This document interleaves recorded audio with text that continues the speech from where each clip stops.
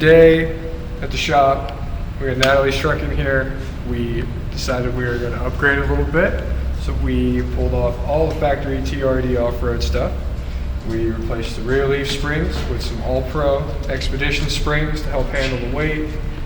A U-bolt flip kit, bump stop set up here, so when she overloads and off-roads, it doesn't bottom out on her. We got a really nice set of Bilstein 5160s on here with the remote reservoir, so that when she's out and about, running through the desert, the shock oil doesn't get too hot, stays nice and cool, and she maintains good ride quality. Here in the front, we removed the factory Toyota upper control arm, replaced it with the SPC upper control arm, which is fully adjustable, so that we can get the alignment back into spec where it needs to be.